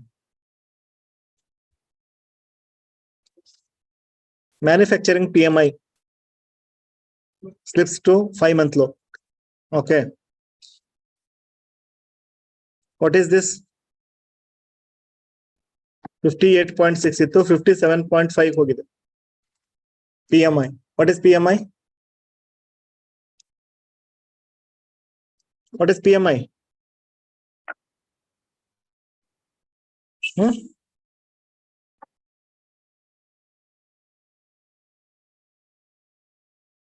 What is PMI? Purchaser Manager Index ಅಂತ. ಓಕೆ, ಸೊ ಎಲ್ಲ ಮ್ಯಾನುಫ್ಯಾಕ್ಚರಿಂಗ್, ಸರ್ವಿಸ್ ಎಲ್ಲದಕ್ಕೂ PMI ಕೊಡ್ತಾರೆ, ಇಂಟರ್ನ್ಯಾಷನಲಿ ಅಡಾಪ್ಟ್ ಮಾಡ್ಕೊಂಡು. ಓಕೆ, ಇಂಡಿಯಾದಲ್ಲಿ ಆಫ್ ಇಂಡಸ್ಟ್ರಿಯಲ್ ಪ್ರೊಡಕ್ಷನ್. ಸೊ ಈ IIP-ಗೂ PMI-ಗೂ ಏನ್, ಫಸ್ಟ್ ಆಫ್ ಆಲ್ ಇವೆರಡು ಏನೋ ಪರ್ಚೇಸರ್ ಮ್ಯಾನೇಜರ್ ಇಂಡೆಕ್ಸ್, ಮ್ಯಾನುಫ್ಯಾಕ್ಚರಿಂಗ್ ಅಲ್ಲಿ ಎಷ್ಟು ಗ್ರೋತ್ ಆಗ್ತಾ ಇದೆ, ಎಷ್ಟು ಪ್ರೊಡಕ್ಷನ್ ಆಗ್ತಾ ಇದೆ ಕೊಡುತ್ತೆ. IIP ಕೂಡ ಅದನ್ನೇ ಮಾಡೋದು, ಇಂಡೆಕ್ಸ್ ಆಫ್ ಇಂಡಸ್ಟ್ರಿಯಲ್ ಪ್ರೊಡಕ್ಷನ್ ಅಂತ. ಎಷ್ಟು ಪ್ರೊಡ್ಯೂಸ್ ಮಾಡ್ತಾ ಇದಾರೆ, ಸ್ಟೀಲ್ ಎಷ್ಟು ಎಕ್ಸ್ಟ್ರಾ ಆಯ್ತು, ಸಿಮೆಂಟ್ ಎಷ್ಟು ಆಯ್ತು, ಓವರ್ ಆಲ್ ಮಾರ್ಕೆಟ್ ಐಡಿಯಾ ತಿಳೋಣ. ಕೋವಿಡ್ ಟೈಮಲ್ಲಿ ನಾವು PMI ಯೂಸ್ ಮಾಡಕ್ ಶುರು ಮಾಡಿದ್ವಿ. ಯಾಕೆ? ಈ IIP ಇದೆಲ್ಲ ಡೈನಾಮಿಕ್ ಅಲ್ಲ.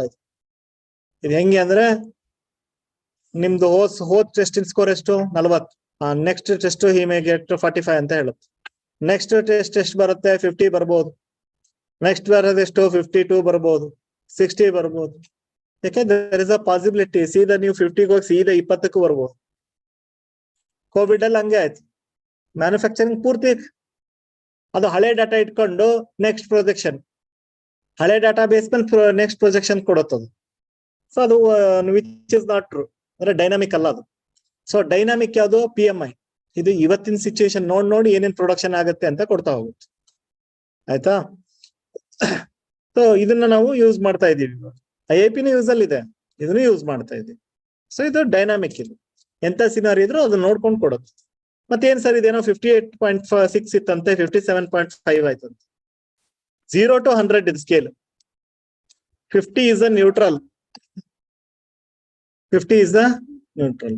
ಗ್ರೋತ್ ಆಗ್ತಾ ಇದೆ ಅಂತಂದ್ರೆ 50 ಮೇಲ್ ಇರುತ್ತೆ ನಂಬರ್, ಪಾಸಿಟಿವ್ ಸೈಡ್. ಹೋಸತಿಗಿಂತ ಇಂಪ್ರೂವ್ಮೆಂಟ್ ಇದೆ ಅಂತ. Got it? 100 ಹತ್ರ ಹೋದ್ರೆ ಬೆಸ್ಟ್, ಐಡಿಯಲ್. ಆಯ್ತಾ? 50 ಕೆಳಗಡೆ ಬಂದ್ರೆ ಕಾಂಟ್ರಾಕ್ಷನ್, ಪ್ರೊಡಕ್ಷನ್ ಕಮ್ಮಿ ಆಗ್ತಾ ಇದೆ ಅಂತ, ಗ್ರೋತ್ ಕಡಿಮೆ ಇದೆ ಅಂತ. ಸೊ ಕೋವಿಡ್ ಟೈಮಲ್ಲೆಲ್ಲ ಬಿಲೋ 50 ಹೋಗಿತ್ತು, ಅಂದ್ರೆ ಹಿಂದಿಗಿಂತ ಕಡಿಮೆ ಆಗುತ್ತೆ ಅಂತ. ಇವಾಗ ಜಾಸ್ತಿ ಇದ್ದಿದ್ದು ಇನ್ನ ಸ್ವಲ್ಪ ಕಮ್ಮಿ ಆಗಿದೆ. ಅದ್ರ ಹೇಳಿದ್ದು ಲಾಸ್ಟ್ 5 months ಅಲ್ಲೇ ಇದು ಅತಿ ಕಡಿಮೆ, 58.6. Purchasing manager index shows factories output grew at the slowest pace, ತುಂಬಾ ಸ್ಲೋ ಆಗಿ ಗ್ರೋ ಆಗಿದೆ. Firm cite higher labour cost. ಯಾಕೆ ಹಂಗಾಗಿದೆ? ಕಣ್ಣು ಎದುರುಗಡೆ ಇದೆ, ಇನ್ಫ್ಲೇಷನ್ ಹೆವಿ ಇದೆ. ಏನ್ ಕಷ್ಟ ಅಲ್ಲ ಅರ್ಥ ಮಾಡ್ಕೊಳ್ಳೋದು. ಯಾಕೆ ಸರ್ ಇದಕ್ಕಿದ್ದಂಗೆ ಪ್ರೊಡಕ್ಷನ್ ಕಮ್ಮಿ ಆಯ್ತು ಅಂದ್ರೆ? ಸಿಂಪಲ್ ಸರ್, ಯಾರೇ ಒಂದು ಬಿಸ್ನೆಸ್ ಮಾಡ್ಬೇಕು ಅಂದ್ರೆ ಕಾಸ್ಟ್ಲಿ ಆದಂಗೆ ಕಡಿಮೆ ಔಟ್ಪುಟ್ ಮಾಡುತ್ತೆ, ಪರ್ಚೇಸ್ ಮಾಡೋರು ಬರಲ್ಲ. ನೋಡಿ, higher labor cost, business confidence and buoyant demand for September output price increases. So output price increase ಆಗಿದೆ, labor cost rise ಆಗಿದೆ, so ಸ್ವಲ್ಪ production ಅಲ್ಲಿ down ಆಗಿದೆ. Companies note new business gains from the clients in Asia, Europe, North America and West Asia. ಅಂದ್ರೆ okay, the pick up in hiring growth at the historically strong pace.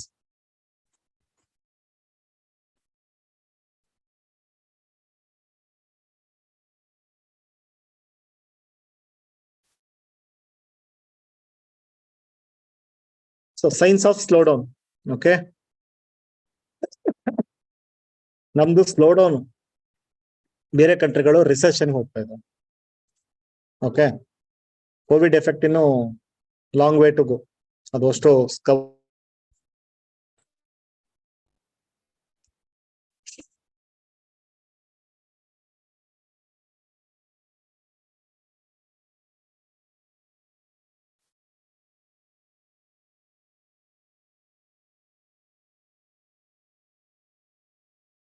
PMI simple question ಕೇಳ್ತಾನೆ, ಅರ್ಥ ಆಗುತ್ತಲ್ಲ. PMI ಅಂದ್ರೆ ಏನು ಅಂತಾನೆ ಕೇಳ್ತಾನೆ. So homework ಮಾಡಿ ಏನ್ ಕ್ವಶನ್ ಕೇಳಿದ್ರು ರೆಡಿ ಇರ್ಬೇಕು.